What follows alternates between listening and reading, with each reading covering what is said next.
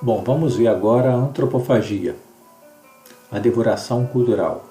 Vamos entender esse tópico como uma vanguarda brasileira. Nós vimos as vanguardas europeias, as 5 vanguardas europeias. Agora a antropofagia, que tem a ver com o escritor Oswald de Andrade, significa uma vanguarda brasileira. Vamos ver isso a partir de uma obra famosa da Tarsila do Amaral, intitulada Abaporu, de 1928. Abaporu significa canibal, então a representação artística de um canibal. O que significa o canibal? Aquele que devora o outro, né? Aquele que come o seu semelhante, no sentido indígena. O que seria a antropofagia oswaldiana? Evidentemente que não é esse mesmo sentido. É um sentido de devoração cultural. É uma assimilação da cultura do outro, transformando essa cultura do outro numa cultura nacional. Essa ideia do Oswald de Andrade gerou um manifesto antropófago, que também foi publicado em 1928 com as suas ideias. O que algum artista teria que fazer para compactuar com as ideias da antropofagia oswaldiana? Eu recortei alguns tópicos para vocês. Vamos lá. Só a antropofagia nos une, socialmente, economicamente, filosoficamente. Aqui, o autor fala de uma unificação pela antropofagia. Um outro trecho. Queremos a Revolução Caraíba, maior que a Revolução Francesa. A unificação de todas as revoltas eficazes na direção do homem. Sem nós, a Europa não teria sequer a sua pobre Declaração dos Direitos do Homem. Há uma proposta aqui de uma revolução diferenciada, não uma revolução como foi feita na Europa, mas uma revolução indígena.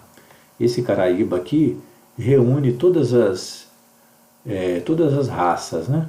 Significaria uma revolução com todos os índios existentes no Brasil, quer dizer, com todas as culturas enraizadas no Brasil. Uma revolução de fato, uma revolução que não houve no Brasil. E com essa revolução seria unificada uma nova história nacional a partir das raízes de fato brasileiras. Veremos um outro trechinho.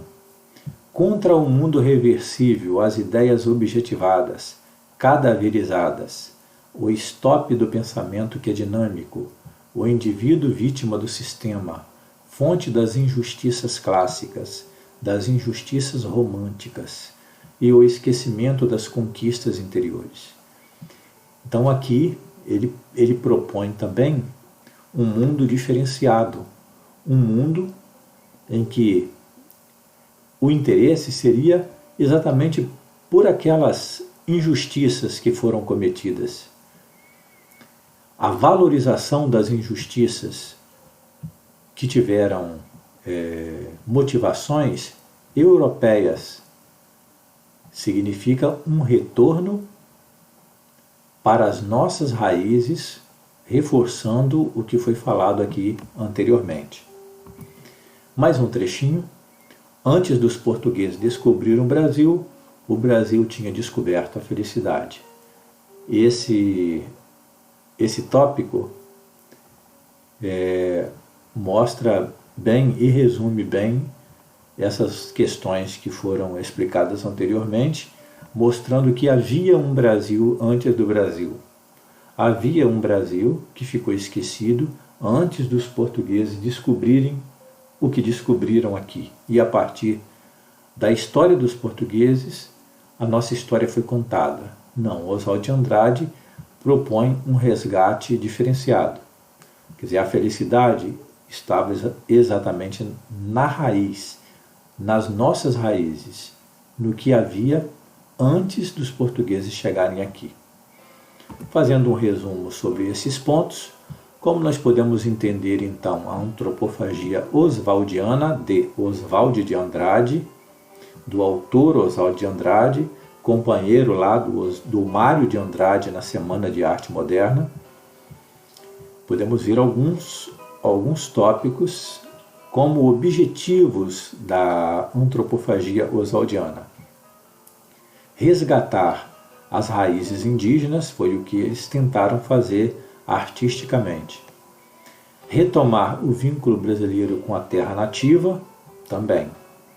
Devorar a cultura estrangeira, transformando-a em cultura local, é o que falamos anteriormente. Opor à cultura capitalista, quer dizer, pensar de uma outra maneira, valorizando coisas que não foram valorizadas pela história, a história do modernismo, a história do capitalismo. Romper com a imposição cultural. Aqui nós podemos pensar num aspecto mais de liberdade, a busca de uma liberdade mais duradoura, não uma falsificação da liberdade. Bem, eu acredito que esses são pontos importantes para entendermos o lugar desse movimento antropófago ou antropofágico de Oswald de Andrade no contexto do modernismo brasileiro.